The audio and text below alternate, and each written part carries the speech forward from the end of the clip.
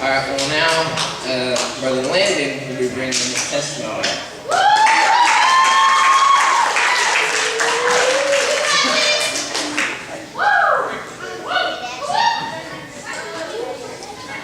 When I was young, I've always been in church.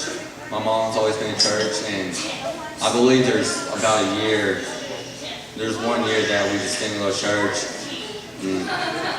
Not our whole family, but just me, my mom, and the little ones, we all got out of it. I remember that. Then 1 year, she said that we need to get back in church. I was little, I didn't think any of this meant anything to me. I was getting out of it. I was trying to go to my friend's house when my mom was going to church. I was faking when I was sick. But then my dad moved away when I was 8 years old, I believe. He moved away, and I've always lived with him. My mom, I don't even remember her when I was young. I don't. And my dad moved away, and my mom, I went with her, and I was mean. I was tripping her when she was pregnant with Jax. I was throwing stuff at her. I mean, I was hateful. Then she kept making me go to church when I didn't want to. When I was with my dad, he let me do anything I want. I was going to my cousin's house, just staying the weeks with them. I mean, I was out just doing anything I want when I was 8 years and younger. And he moved away, and my mom, she kept making me go to church. I hated it. And just over the past few years, I've realized that, God isn't fake, which that's what I thought when I was young. I thought he was fake. He didn't mean anything to me. And then I realized, I want to say, you just need to pray about issues, because I was having issues. And she said, you need to pray about it. Well, I was praying about it, and my dad moved away, which I've said like 15 times. So he moved to New Mexico, Albuquerque, which is 13 hours away. I go visit him. He was drinking, cussing. He was just awful. And I felt comfortable around him because I've been around that my whole life. So it was just nothing to me. And so I actually picked it up. I was cussing. Sometimes I was drinking. And as a matter of fact, I started smoking when I was around 8 years old. And I was doing that for about a year or so. I was smoking, cussing, drinking, getting in fights. I loved getting in fights. And I don't know, I've always done that. And I've hid it from my mom, and I wasn't going to tell her. I was actually not going to talk about today. I was talking to Kaylin. I was like, I'm going to hide this stuff. But that song, Fear's a Liar, came, and I was like, you know what? I don't need this fear in this church. This is home to us. And I don't need that fear.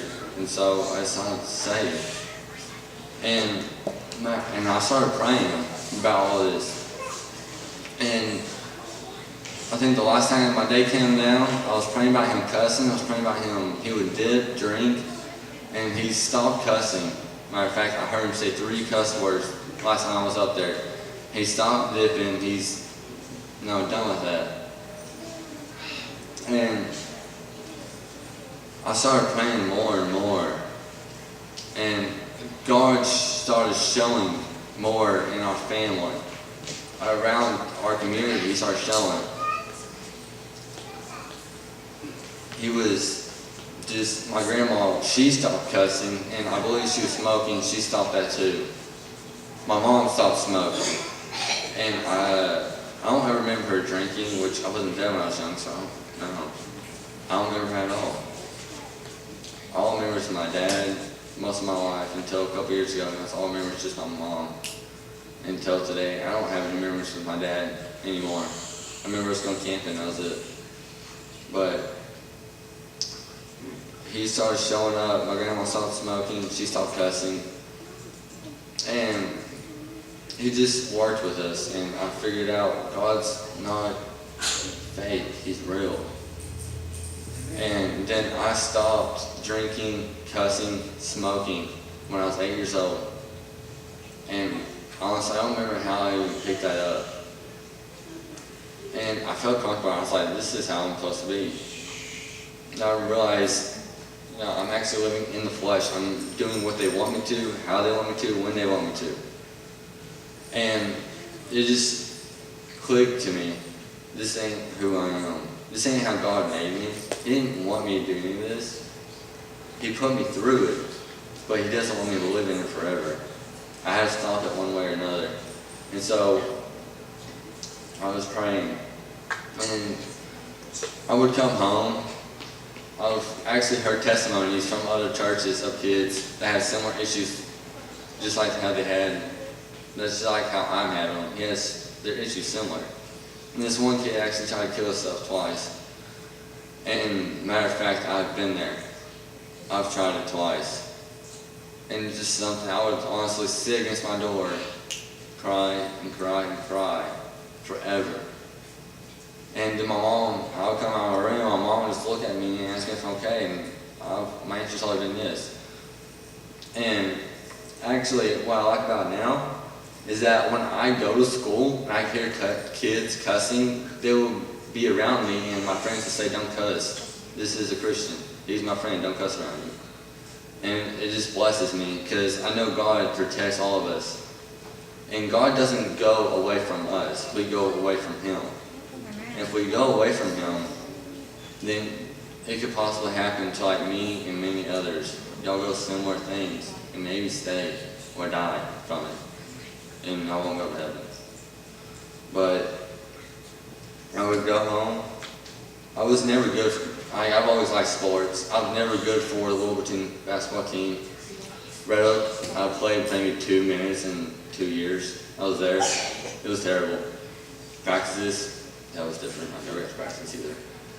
And then I would come home crying. It's like, that's what I love. And I was praying. I was like, God, why can't I play? And I thought I was worthless. And that's when suicide came to my thought. It was just coming in, and I was like, what? This is what I'm supposed to do.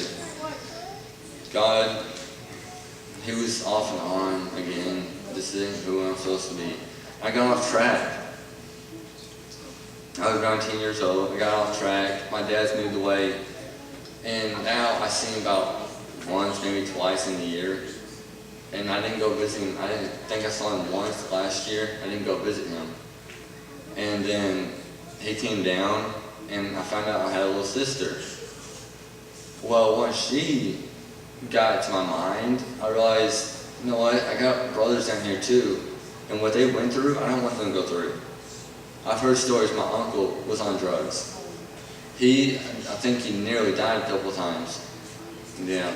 And then he got off of it. Went to rehab a couple of years, graduated, and he got off of it. He was still just smoking, but he got off of it. And I've seen it working through. It wasn't just for me, because my prayers, He hears us. He might not answer it right then, but He's heard it. And He will keep carrying it. And He was actually working through our family. It was kind of like one person at a time. Because my grandma done smoking, drinking. Me, it felt like He started with me first. Then my dad moved away. And my dad moving away seemed like it was the worst thing ever. I mean, 5 seconds right when I entered my mom's house, I was like, I gotta call him. And he didn't even get to Wilburton, and we just lived right down the road. And he's like, why are you calling me? It's like, because I miss you. I was like, when are you coming back? He told me he had to go to work. He went to work for a while. Never came back. And so, I waited at the door. And my mom asked me if I wanted to eat. I said no. She said, all right. And that's when I started getting hateful. I did that for a couple of years. I don't really remember. It's just my stories my mom's told me. I believe it. Then it just started working with me. A couple of years passed, and I realized, I stopped thinking God was fake. It actually stuck with me that He is real. My grandma started going to church. I went with her sometimes. Then my aunt and uncle and my cousin, 2 of my cousins went to church with her. Then I went with her. Then my mama went with her. It was like a chain. We was all connected and we was going to church together. It actually felt like I was at home and I wasn't not wanted. And through that time that I was having, I feel like no one was with me. I didn't have anyone at all. I just hated my life. I screamed every day I came home, I believe. Once or twice I hated my life, I didn't want to be here. Then my mom, she would just yell at me back and say that, stop saying that, it's not true. I disagreed with her. I felt like I needed to get rid of myself. Everyone wants to be happy, no one paid attention to me at school. I was never bullied. Once or twice I was, but it was just a little bit, which still meant to me. It was enough to make me want to get rid of myself. But I realized if I did that, I wouldn't be here. And every time I about did it, I'll start crying, I would just drop whatever I had in my hands. I would drop it, and I would just cry. And sometimes I would yell, why is this happening? What am I going through? And he spoke to me.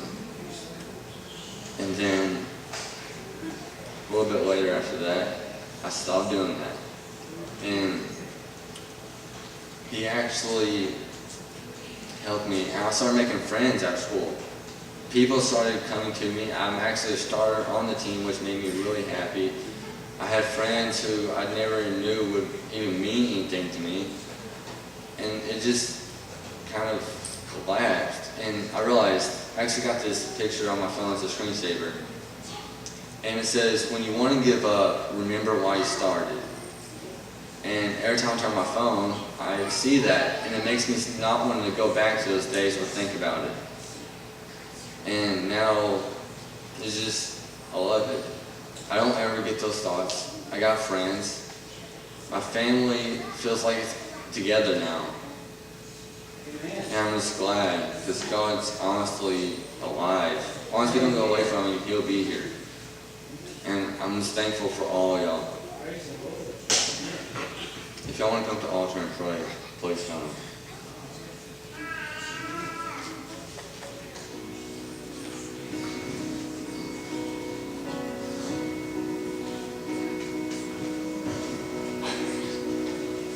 Seems like all I could see was the struggle. Haunted by ghosts that lived in my past. Bound up in shackles of all my failures. Wondering how long is this gonna last? Then you look at this prisoner and say to me, son, stop fighting a fight, it's already been won.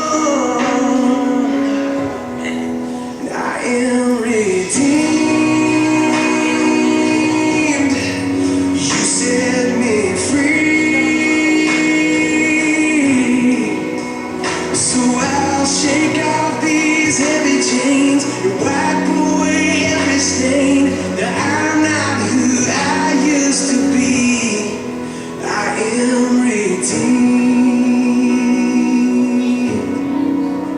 I'm redeemed.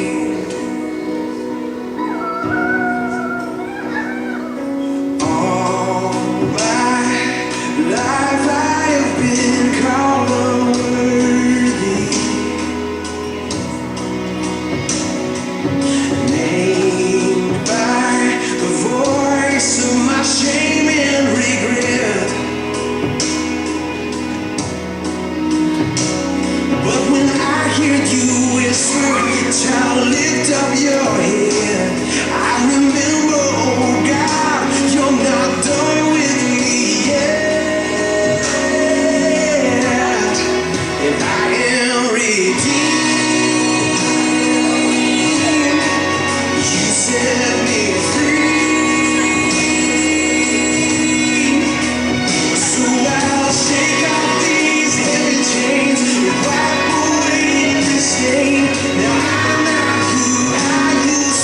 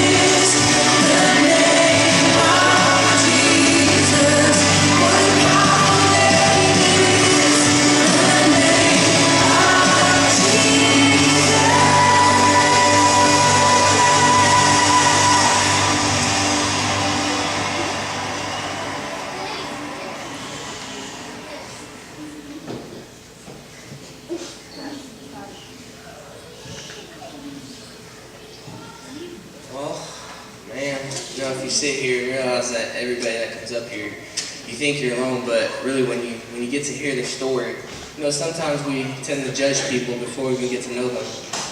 But see, the thing is about judging somebody is that when you judge them, you don't know what they're going through.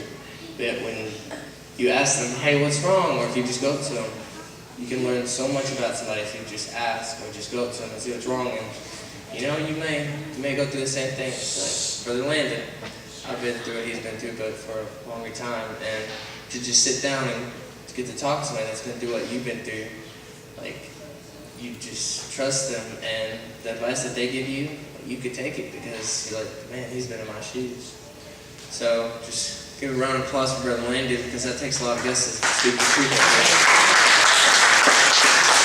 Now, I guess we can go over to Brother Landon. Would you mind praying over the food? Yes.